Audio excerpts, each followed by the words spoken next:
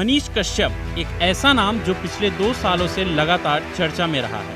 आखिर इस नाम में ऐसा क्या है जो बिहार की राजनीति से लेकर देश की लगभग हर मीडिया में इस नाम की खबरें सुनने को मिल ही जाती हैं। चलिए आज इस नाम के बारे में आपको विस्तार से बताते हैं। आखिर ऐसे क्या कारण रहे जो ये नाम इतना सुर्खियों में आया, और साथ ही जानेंगे अब और पहले की तुलना में इस नाम को क्या क्या मिला। तो चलिए वक्त जाहिर किए बिना आते हैं सीधा मुद्दे पर। मूल रूप से बिहार के बेतिया के रहने वाले मनीष कश्यप का असली नाम त्रिपुरारी तिवारी है। इनका जन्म 9 मार्च साल 1991 को पश्चिम चंपारण में हुआ था। पुणे से इंजीनियरिंग कंप्लीट करने के बाद मनीष कश्यप उर्फ त्रिपुरारी तिवारी ने कुछ समय तक नौकरी की। कुछ समय तक काम करते करते अचानक मनीष के मन में बिहार के स्थानीय मुद्दों को देश के लोगों को दिखाने की एक चाह सी उमड़ पड़ी।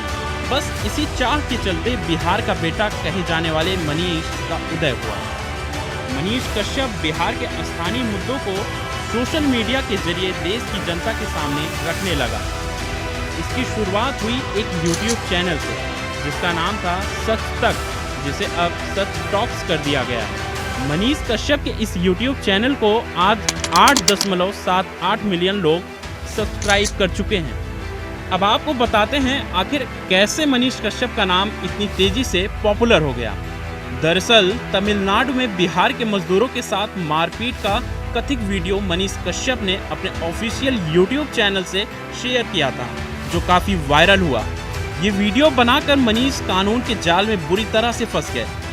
वीडियो वायरल होने के बाद तमिलनाडु पुलिस ने इसे भ्रामक बताते हुए उन पर केस दर्ज कर दिया, जिसके बाद लगभग 9 महीनों तक इस मामले में मनीष को बिहार की जेल में रहना पड़ा।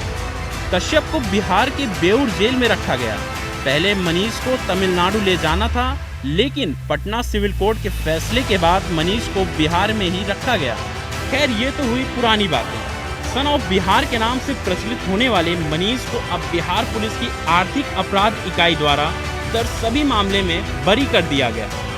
कश्यप को सबूतों के अभाव के चलते सभी मामलों से बरी किया गया। राजनीति में कदम रखने की शुरुआत बिहार के बेतिया के रहने वाले मनीष ने साल 2020 में ही कर दी थी, जब उन्होंने बिहार की चनपटिया विधानसभा से चुनाव लड़ा। इस चुनाव में मनीष निर्दलीय उम्मीदवार के तौर पर उतरे थे।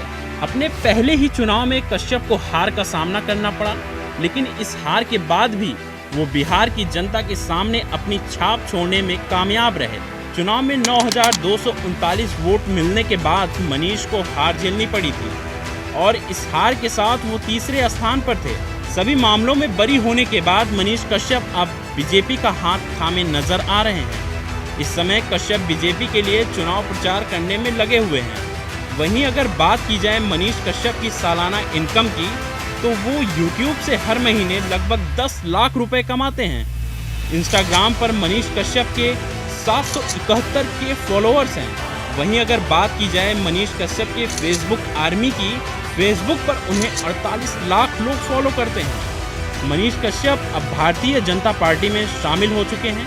इस स्टोरी के जरिए हमने आपको बताया आखिर कैसे एक YouTube चैनल चलाने वाला साधारण सा लड़का आज देश में सन ऑफ बिहार के नाम से जाना जाता है। अगर स्टोरी अच्छी लगी हो तो चैनल को सब्सक्राइब करें और लाइक करना बिल्कुल ना भूलें।